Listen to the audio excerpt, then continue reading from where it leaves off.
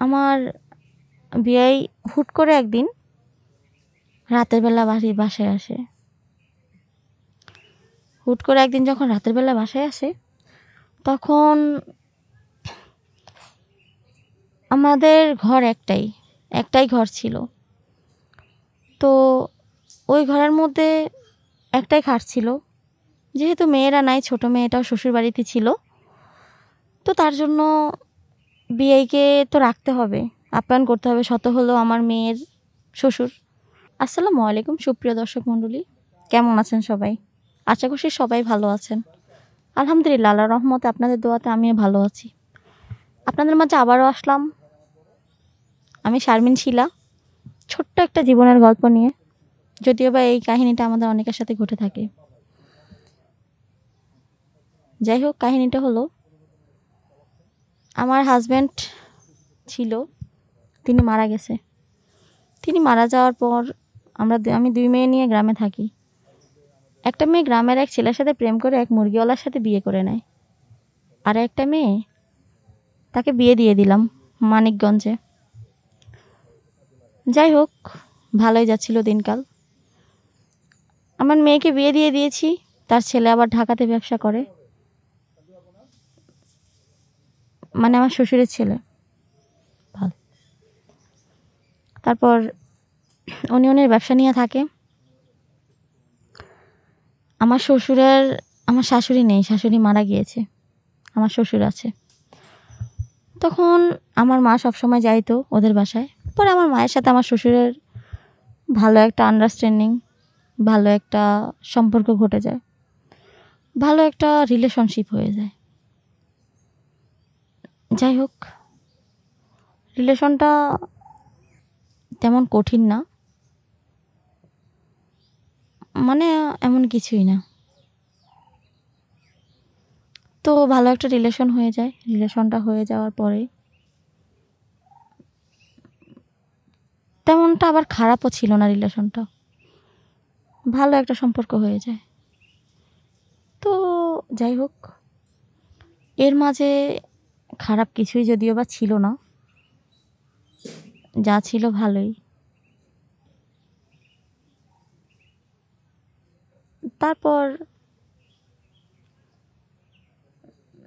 আমার যে শাশুড়ি, উনি যেহেতু নাই, তো শ্বশুর একা হয়ে গেছে। তো আমাদের বাসাতে সব সময় আসতো,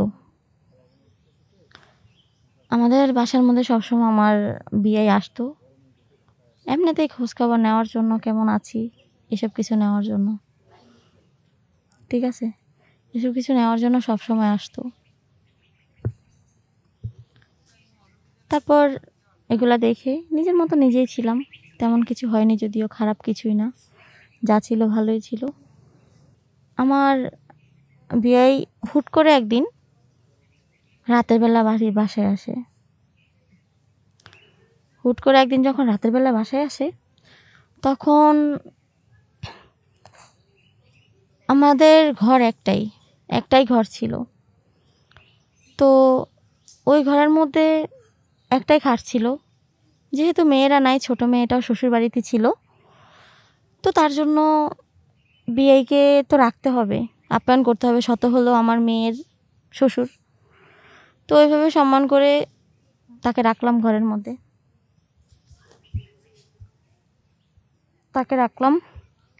তাকে রাতটা রেখে আমি রাতে ঘুমাতে গেলে মেয়ের শ্বশুরে দিতাম খাটের মধ্যে, আমি নিচে শুইতাম। তারপর এলাকার কয়েকজন মানুষ বা আমাদের বাড়ির আশেপাশের কয়েকটা মানুষ কানাকানি করে যে আমার ঘরের মধ্যে আমার বিয়ে আসছে। যদিও বা এটাই বুঝলাম যে তাদের সমস্যাটা এখানে কোথায়। আমার বিয়ে আমার ঘরে আসছে, আমি তাকে আমি যেভাবে রাখি, এটা তো আমার ব্যক্তিগত ব্যাপার। কিছু কিছু গ্রামের মানুষ আছে দেখবেন, আর একটা অন্য বাড়ির যে কোনো একটা মানুষ দুর্বল মহিলা পায়, তার পিছনে লেগে পড়ে থাকে, কিভাবে তাকে কি বলা যায়, কিভাবে তাকে গ্রামের মানুষের কাছে ছোট বানানো যায়, কিভাবে তাকে কি করা যায়, কি বলা যায়, ওই রকমভাবে ওই পরিস্থিতি নিয়ে থাকে। তো যাই হোক, বেশ কয়েক ঘন্টা পার হয়ে অনেকটা রাত হয়ে গেল। হুট করে রাতের 12টার সময় দেখি দরজার বাহিরে অনেকগুলো মানুষের চিল্লাচিল্লি বা কথা শুনতেছি। কিছুক্ষণ পর আমার দরজায় নক মারলো। হ্যাঁ, আমার দরজা খুললাম। অবাক হয়ে গেলাম, ভয়ে গেলাম, এই মানুষগুলো এখানে কি করছে। তখন বুঝতে পারলাম যে আসলে কেউ কারো ভালো চায় না, সবাই খারাপটাই চায়। যদি কেউ কারো ভালো চাইতো তাহলে আজকাল এরকম হতো না। যাই হোক, তখন ওই মানুষগুলা বলতেছে যে আমরা এখানে কি করতেছি, আমরা এখানে অনেক কিছু করে ফেলতেছি। তারা তো ভাবতেছে যে আমরা কতই না কি করে ফেলেছি ঘরের ভিতরে, কিন্তু তারা তো এটা বুঝতে চায়নি যে বিয়েকে সম্মান করে তাই খাটের উপরে দিয়েছি, আমি নিচে শুয়েছি। কারণ আমার যে আর দরজা নেই, আমার যে আর খাট নেই, একটাই ঘর, একটাই দরজা, একটা জানালা, ছোটোখাটো একটা ঘর। ওই ঘরের মধ্যে একটা খাট ছিল, ওই খাটটাই দিয়ে দিলাম। মানুষ এটা বুঝতে চায়নি, কি আর করব। যাই হোক, কিছু করার ছিল না, চুপ হয়ে গেলাম। কি বলবো, এখানে কিছুই বলার নেই। তারপর এভাবে মানুষের কথায় কি পরিমাণ কথা বলেছে, যত ধরনের খারাপ অশ্লীলতা কথা আছে সব কিছু উঠিয়েছে আমাদের নামে। লজ্জায় মাথাটা নিচু করে ফেলেছি মানুষের সামনে কত। তারপর জোর জবরদস্ত করে তারা আমাদের কথাগুলো বুঝতে চায়নি, কথা শুনেনি। নিজের সম্মান বাঁচাতে গ্রামের মানুষ আমাদেরকে বিয়ে দিয়ে দেয়, আর আমরা সেই বিয়ে মেনে নেই, যদিও বা জোর করেছিল বিয়েটা। তারপরে বিয়ে দিয়ে দেয়, বিয়েটা মেনে নেই। তারপরে কি হয় শুনবেন।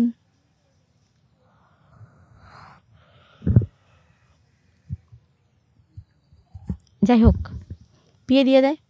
তারপর বিয়ে দিয়ে দেওয়ার পর নিজের মতো নিজে থাকি।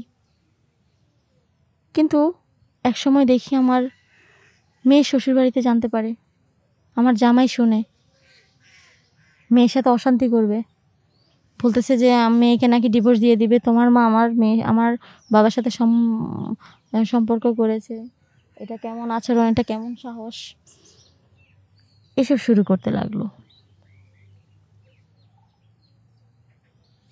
নিজে কি করব বুঝতে পারছিলাম না। যাই হোক, চুপচাপ হয়েছিলাম আর ভাবলাম এমনই হয়তোবা, ঠিক আছে। যাই হোক, মানুষের বিপদ বলে তো আসে না।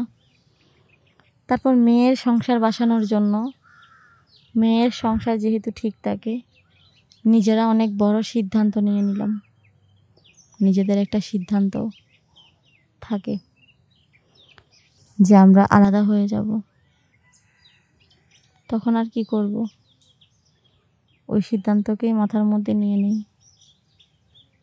আর ভেবে নেই যে ডিভোর্স হয়ে যাবে। তারপর মানুষ জানাজানি, মানুষের শোনাশুনি হয়ে অনেক রকম খারাপ পরিস্থিতিতে ছিলাম। অনেক কিছু স্যাক্রিফাইস করলাম, অনেক কিছু ত্যাগ করলাম। ধীরে ধীরে নিজেকে বুঝতে পারলাম যে এটা আসলে ভুল ছিল। বুঝতে পারিনি যে গ্রামের মানুষ একদমই আলাদা, একদমই অন্যরকম। তারা কখনো কারো ভালো চায় না, তারা সবসময় নিজেরটাই বুঝে। তারপর এই ভেবে সব কিছু ক্যান্সেল করে দেই।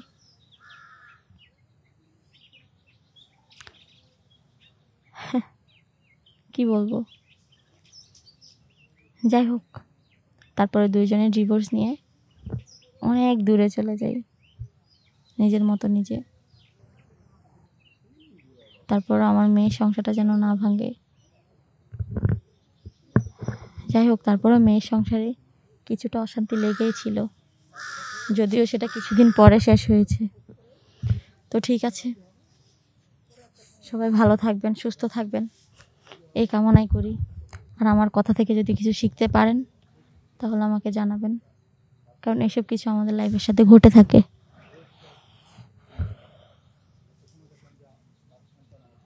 এসব কিছু আমাদের লাইফে অনেক ঘটে থাকে। আমরা বললাম না, নিজের অজান্তে কিছু ভুল করে ফেলি, যেটা টের পাই কখন? যখন মানুষে বিপদে পড়ে, ঠিক তখনই আমরা এটা মনে করি, কিন্তু এটা কখনো ভাবি না যে এই ভুলগুলা মানুষ কেন করে। তবে একটা কিছু ঠিক করেছি, মেয়ে আর জামাইয়ের সংসার টিকানোর জন্য দুজনে আবার ডিভোর্স দিয়ে আলাদা হয়ে গেলাম। নিজের মতো নিজেরা পথ বেছে নিলাম। আমিও দূরে চলে গেলাম, ওই মানুষটাও চলে গেল। যাই হোক, দোয়া করবেন মেয়ে আর জামাইয়ের জন্য, তারা যাতে সুখী থাকে, তাদের সংসারটা যেন না ভাঙে, তারা যেন ভালো থাকে, এই কামনাই করি। দোয়া করবেন তাদের জন্য। এই হলো কথা। তো